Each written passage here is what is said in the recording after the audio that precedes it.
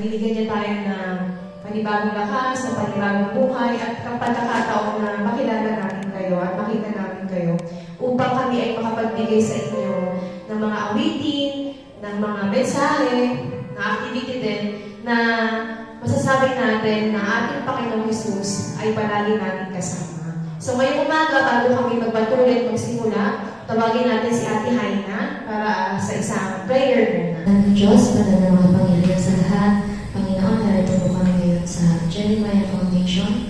Talagang po, Panginoon, ang nilalaman ng aming mga puso, ang mapapakinggan po namin mga mensahe at mga awitin, Panginoon, na galing mula po sa iyo, ay maging kagalakan po, Panginoon, at kasiyahan sa mga puso po namin nagpapanglaw.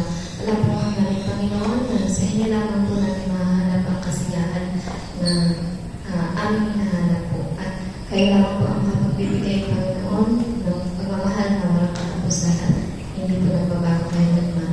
Patawarin niyo po kami, Panginoon, sa inyo po kami nasa sarili ko ng aking kasalanan. Ito lamang po ang aming hiling at dalangin sa pangalan ni Jesus na personal na pagligtas. Amen. Okay, gusto kayo? Okay naman kayo? Masaya naman kayo ngayong araw? Okay naman na nandito kami. Hindi naman. Okay naman, masaya tayo. Nung kami rin ay sobrang saya na kami ay natirito sa inyong napakagandang lugar.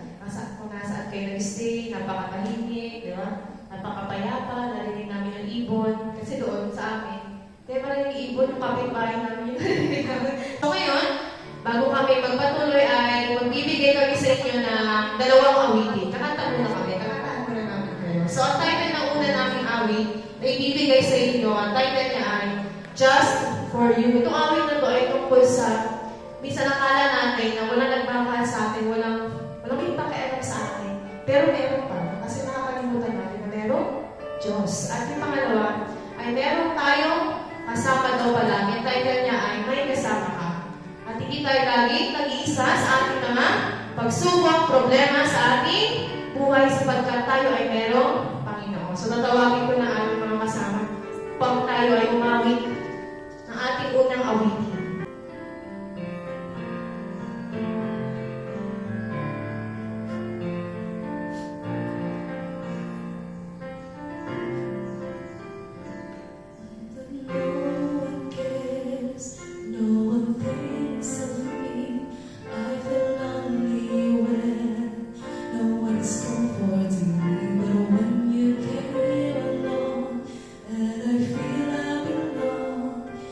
You're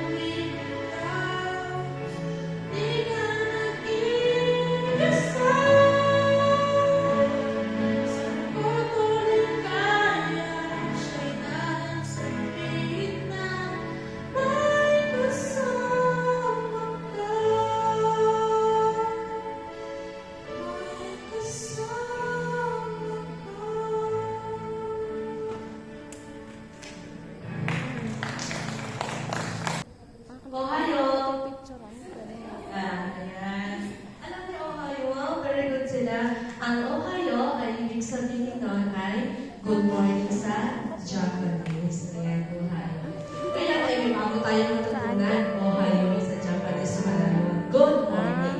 At ngayon, kami ay magpapakain ng isang mga abitin at ito ay mag-a-action din tayo. At bago yan, kami muna ay magpapakilala. Ako po si Ate Rhea. Ako si Ate Haina. Ako po si Ate Saizi. Ako si Ate Hazel. Ayan. Inyo na pong nakilala sila at bago ang lahat, akin po kayong pinanyayahan na tumayo. At pag sinabi ko po ready na, pag sinabi po namin ready na, sabihin niyo pong aha, aha. Pag sinabi niyo pong aha, aha, sabihin, kami na po yung magsasabi ng ready na. Okay ba? Okay, thank you. Ready na? Aha, aha. Ready na! Ayan, sige nga, parang feel ko mahina siya eh. Sige, pakilakasan niya. Ready na? Aha. Ayan, maraming salamat po. At ngayon, ang una po namin ituturo sa inyo ay wonderful. Ayan. Yung action po ay ganito.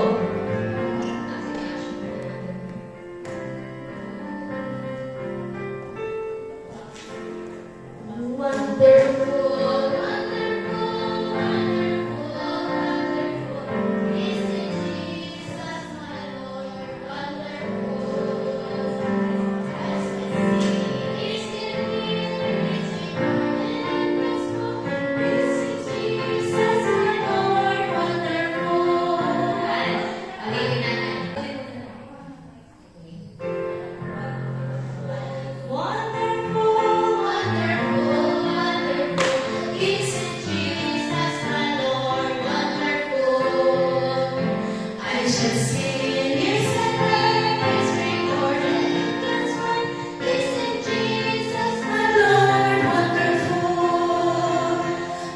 Okay, sunod naman tayo ay aawit ng Bisaya. Nakuha niyo yung action. Okay, yung action niya, sa sunod ay Bisaya naman, pero same pa din siya. Sige, meron tayong tatlong language, yung English, yung Bisaya, at saka Chinese. Ayan. Okay, pero yung action po ay same pa din. Okay, ulitin natin wonderful, then sunod ang Bisaya.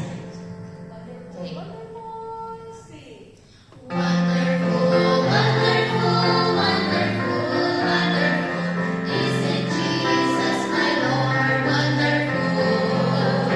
I just see years and years recorded in this book. Isn't Jesus my Lord wonderful?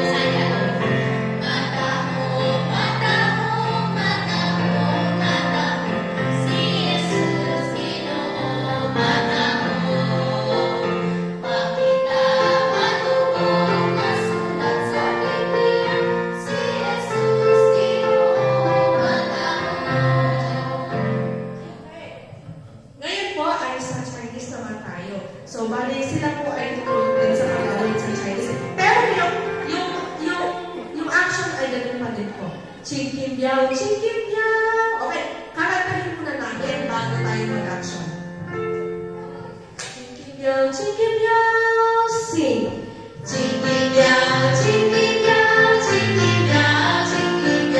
Wayo, soya, so, ching kim biao. Waka kwe, ko ching re, ching ching ding ding, ching ching pa. Wayo, soya, so, ching kim biao. Okay? Sabayan natin ang action. Ching kim biao, sing.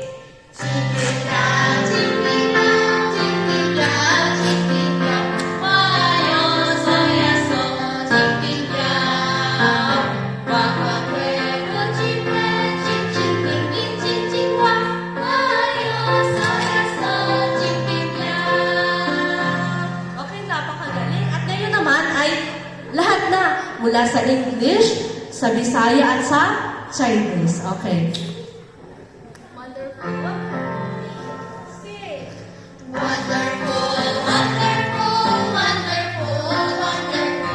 Isn't Jesus my Lord wonderful?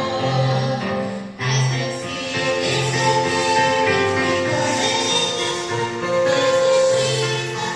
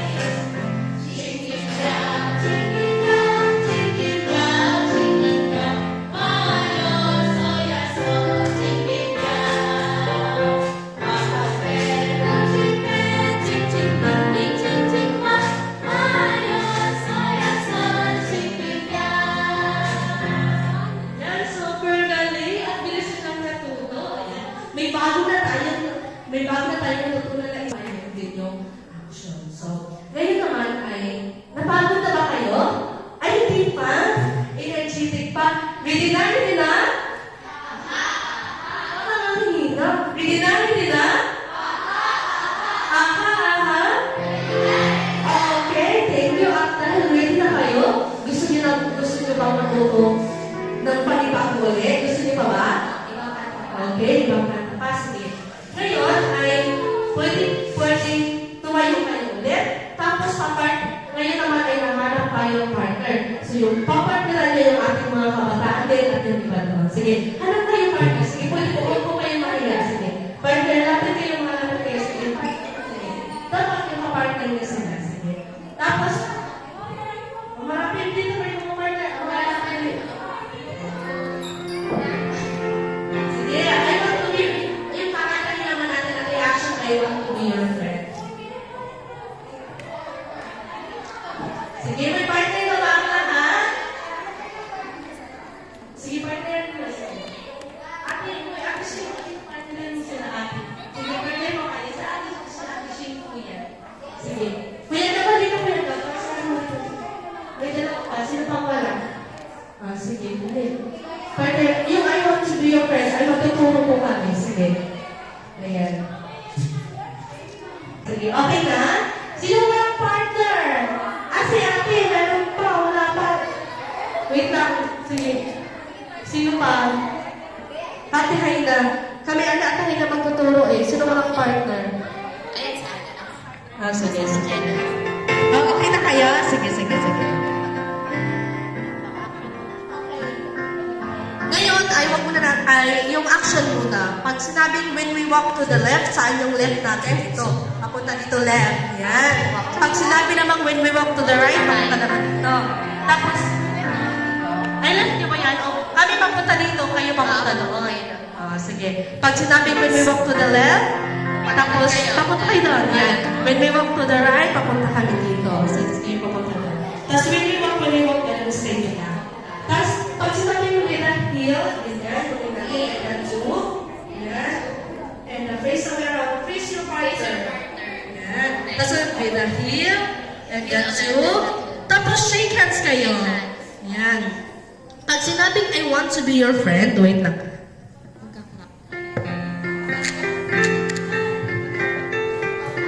Okay, pag I want to be your friend, ganon. Ayan. I want to be your friend. A little appearance. Yan. Tapos ulit, I want to be your friend. Shake hands. A little bit more. Want to be your friend. Ito na, braso. Yan, yan. Tapos kabila. Tapos, braso.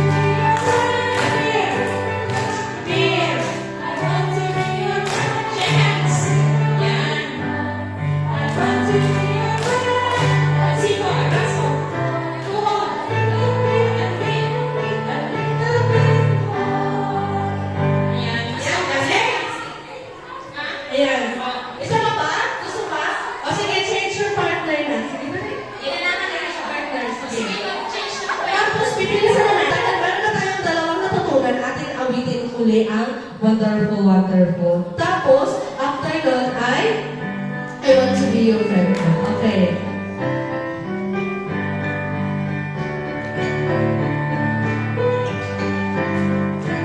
Wonderful, wonderful, wonderful, wonderful. Isn't Jesus the Lord wonderful?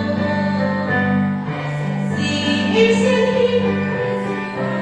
Wonderful.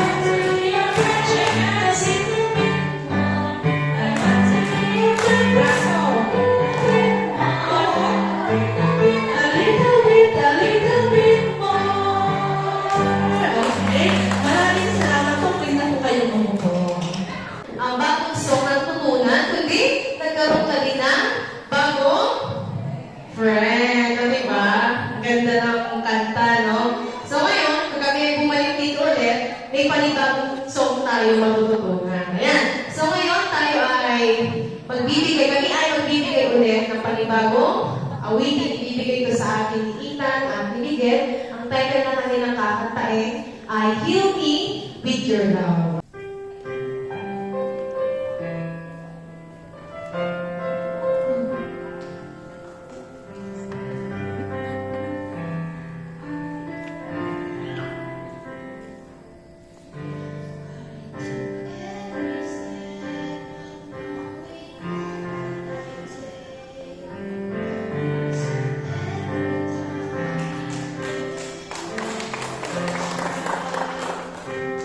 Every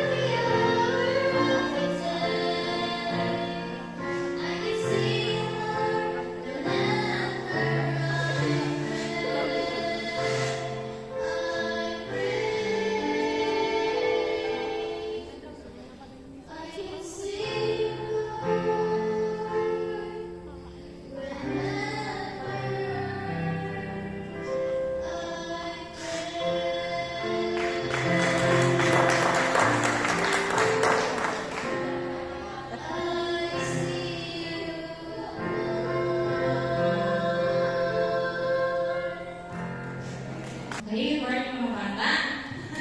Ayan, okay ba? Nag-enjoy ba kayo sa mga kanta? Ayan. Pero, bago natin ituloy yung kanta natin, ay mag-story muna tayo. Okay lang ba? Ha? Okay lang talaga? Sure? Sige, sure. Ayan. So ngayon, ang ating kwento ay tungkol, makikita siya sa Bible. Ayan. At siya ay tungkol sa isang propeta. Alam niyo kung ano yung propeta? Or prophet sa English? Ayan. Diba? Ang prophet ay binibigyan ng Panginoon ng kakayahan na makita yung future or makita na kung ano yung possible na mangyari sa future. So ngayon, ang kwento natin ay tungkol sa isang lalaki, isang propeta na ang pangalan ay si Jonah. Narinig niyo na ba yung tungkol sa kanya? Hindi pa. Ayan. So, kwento ko sa inyo ngayon ang tungkol sa kwento ni Jonah at ng malaking isda. Okay? Sino na ang nakakain ng malaking isda? Gaano kalaki na ang nakita yung isda? Nakakita na ba ng ganito kalaking isda? May nakakita na? Talaga? Saan kayo nakakita na? Sa TV, sa movie. Yellowfin. Ayan, di ba? Ano pang isda? Alam ninyo? Tuna, dolphin. Ayan, malalaki talaga yan. Sino na ang nakakita ng balyena? Yun. Grabe, malaki talaga yan, di ba? Balyena. Yan. So, ang kwento natin ay tungkol sa malaking isda at sa isang propeta. Okay? So, ngayon, si Jonah, isang araw, siya ay kinausap ng Panginoon. Kasi noong unang panahon, sa panahon nila ay nakakausap ng Panginoon ng direct yung mga tao or kung sino yung propeta niya. Ngayon, sabi niya, Jonah, pumunta ka sa Nineveh kasi yung bayan na yon ay gugunawin ko at kinakailangan na encourage mo sila na magsisi sa kanilang mga kasalanan. Yung Nineveh kasi, para siyang capital city ng isang malaking bansa. Ang Assyria yung bansa, tapos capital niya yung Nineveh. So yung Nineveh, di ba pag sa capital, sobrang maraming tao, tapos magulo, di ba? Iba-iba yung mga ugali ng mga tao doon. So, marami silang mga kasalanan ginagawa. So ngayon, dahil maraming ginagawa kasalanan ng mga tao, sabi ng Panginoon, gugunawin ko na yung Nineveh kasi napakasama ng mga tao. Pero bibigyan mo sila ng isang chance. Ngayon, ikaw, Jonah, pumunta na doon, sabihin mo sa kanila na gugunawin ko na yung kanilang syudad. Pero kapag nagsisi sila, hindi ko itutuloy. Ngayon, nung sinabi ng Panginoon na kay Jonah, nag-isip siya, sabi niya, pupunta ako doon. Eh, baka mamaya, mapahamak ako kasi magulo yung mga tao doon eh. Marami nag-aaway doon. At saka, ang hirap, baka mamaya, ako pa yung mapasama kapag sinabi ko sa kanila, nagugunayan, baka ako yung pagalitan nila, baka ako yung sisihin nila.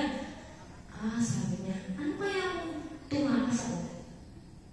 Sabi niya, pwede siguro na, hindi mo okay naman siguro na tumakas ako sa Panginoon, sabi niya. Nakaisip siya ng isang plano. Alam niyo, naisip niya maganda eh. Pupunta siya doon sa, yung pier, yung pampang, kung saan yung mga paparada yung mga malalaking barko. At sasakay siya ng barko papunta sa Tarsus. Yung Tarsus ay kabaliktaran ng Nineveh sa direction. Halimbawa, dito yung Nineveh. Dito papunta yung Tarsus. So, ibig sabihin, ibig na papunta siya dito siya pupunta kasi tatakas siya. Kasi ayaw niya gawin yung sinasabi ng Panginoon sa kanya. So, ang ginawa niya, una, pumunta siya sa pier, doon sa daungan ng mga barko, bumili siya ng ticket, syempre, at pagkatapos ay sumakay siya ng isang malaking barko. Pagsakay niya doon, ang sabi niya, parang sure na hindi ako makita at makatakas talaga ako, pupunta ako sa may ilalim. Di ba, yung mga barko medyo may siya yung sa pinakailalim. So, doon nag-stay iba yung mga staff ng barko, ganyan, at yung mga pasera. So, doon siya nagpunta at doon siya humiga. Okay, humiga siya doon. Relax lang siya kasi siya, sabi niya, sure na hindi na ako pupunta ng Nineveh kasi nakasakay na ako dito, nakaalis na yung barko. Maya-maya, nasa laot na yung barko, nagsimulang lumakas ang hihip ng hangin. Nakaranas mo kayo gano'n? Dito kasi mapuno sa'yo, kaya ramdam niyo siguro pag umaan yung hangin, no? Tapos malakas yung ulan. Tapos, nagdilim na yung kalangitan at lumaki na yung mga alon. So, pag lumaki yung mga alon, yung barko ay mas lalong yung paggalaw niya, di ba? Sa dagat, mas lalong malakas yung paggalaw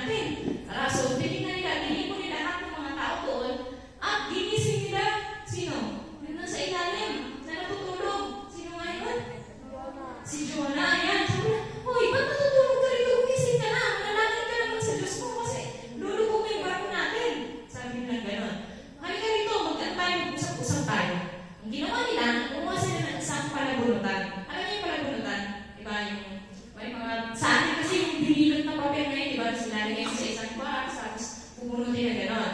So ngayon, sabi nila, kung sino yung makabunot ng ano doon, siya yung ibig sabihin may kasalanan sa lahat ng nangyayari dito sa atin. So, nagpunutan sila. Alam niyo kung sinong nabunot? Si Jonah, hindi nagkamali, no? Si Jonah yung nabunot doon. Ibig sabihin siya yung dahilan kung bakit nagkaganon yung panahon. Kaya ang sabi niya, o sige, kasi alam naman niya siya yung wala, tumatakas, diba? Siya yung may problema. Itapon niyo na lang ako dun sa... Saan kaya? Sa dagat. Payag kayo? Tatapon sa dagat. Sino marunong lumungi dito? Meron pong marunong lumungi? Ayun si ate. Ako kasi hindi ako marunong lumungi.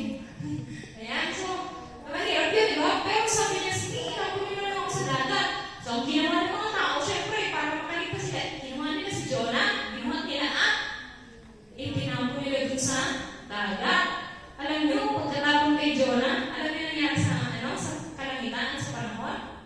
Unti-unti bumupa yung ano ng panahon. Ayan. Pero si Jonah, si siya yung bida natin, lumubog siya, di ba? Ang lubog niya, hindi ba nagkakano ba yung pag-ano paglubog, di ba? Paglubog ng tao, di ba paglubog? Siyempre, ang tendency na ipupop-an siya sa pinakailalim, di ba? Ngayon, merong isang malaking, napakalaking isda na paparating at nung siya ay lumulubog na ay kinain siya ng malaking isda. Ang sabi yung iba, yun daw ay balyena. Di ba? Pero walang sinabi talaga eksakto sa Biblia kung anong klaseng isda yun. Ang sabi doon ay malaking isda. Yan. So lang natin siya malaking isda. Okay? So, alam niyo ba kung gaano katagal at gaano kalansa yung loob ng isda? Di ba pag kumakain tayo ng isda, niluluto kayo, di ba? Pagka yung isda ay naamoy natin, medyo malansa yun. Imagine, nag-stay siya doon ng 3 araw at 3 gabi. O grabe yung amoy ng loob ng... Kasi nasa tiyan siya ng yung malaking isda. Diba? So, wala niya yung pakiramdam niya doon. Pero hindi niya yung napansin yung lansa ng isda, yung amoy ng loob-loob ng isda doon. Hindi. Alam niyo kung anong ginawa niya doon? Siya ay nag-pray sa loob ng 3 araw at kinausap niya yung Panginoon at siya ay nagsisi. At sabi niya na siya ay pupunta na saan? Saan siya pupunta? Sa Ninive. Ayan. So, pagkatapos ng 3 araw at 3 gabi ay iniluwa si Jonah ng malaking isda doon sa pampang at syempre doon na yun sa lugar ng Ninive. At pagkatapos siya ay nagsimula ng mga araw doon at alam niyo ba ang naging response ng mga tao doon? Yung iniisip niya na siya ay pagagalitan, siya ay kaaway, hindi nangyari yun. Ang nangyari response ng mga tao doon, naging mabuti. Parang sinabi, tinanggap nila agad. Walang kahirap-hirap na nagsisi sila sa lahat ng kanilang mga kasalanan at nagbago sila. Diba? So yung ina-expect ni Jonah na mangyari sa kanya, hindi nangyari yun. Kundi, hinay siya ng Panginoon at nagsisi ang mga tao doon at hindi na natuloy na gunawin yung syudad ng Ninive. Yan. So, anong 3 lesson yung ating makuha doon? Bago ko una, yung Panginoon ay nakikipag-usap sa atin. Diba? Minsan, yung ating Panginoon, hindi katulad nila noon na direct na nakikipag-usap si Lord sa atin. Pero, sa pamamagitan ng pag-pray, alam niyo ba na kahit hindi eksaktong prayer o yung parang pakikipag-usap natin kay Lord ay yung parang nag-aano ba yung introduction pa tayo. Kahit hindi formal yung panalangin natin, ay narinig ng Panginoon nito. Basta tumawag tayo sa Kanya. Kahit ganitong yung prayer na, Lord, tulungan mo ko, ganyan. Or, Lord, nalulungkot ako. Narinig ng Panginoon natin yan. Ano ba yung mga hinayin or yung mga gusto ninyong sabihin sa Kanya. Pwede yung sabihin yung malungkot at masasaya ninyong mga karanasan. Pangalawa, ang Panginoon ay nagliligtas. Yan, ba?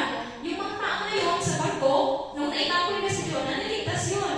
Si Jonah na nahulog sa tubig or hinihulog sa tubig, niligtas pa rin ng Panginoon yun. At yung mga tao na nasa Ninive ay niligtas din ng Panginoon sa pamamagitan ng pagbabala ni Jonah sa kanila. Yan. So, tayo, niligtas din tayo ng Panginoon sa lahat ng ating mga ginagawa at sa ating buhay. Minsan, hindi lang natin nakikita palagi yung actions ng ating Panginoon. Yan. Ang pangatlo ay, ang Panginoon ay nagmamahal sa atin. Yan. Yan lagi natin tatandaan na kahit ano man ang ating ginagawa, ang Panginoon ay nagmamahal at ipinapakita niya yung pagmahal sa atin. Paano natin nakikita yun? Sa pamamagitan ng ating mga kaibigan nandito, di ba? Yung ating mga teacher, ayan, yung nagpapakita sa atin ng mga mabubuting bagay, ay ibig sabihin na ay gawa ng Panginoon yun at iginagay din nila, iginagay sila ng Panginoon para maipakita yung kanyang pagmamahal sa atin. Yan. So, sana po ay may natutunan tayo mga bata. Yan. At nawa ay pagpalain tayo ng ating Panginoon. Yan lang at maraming salamat.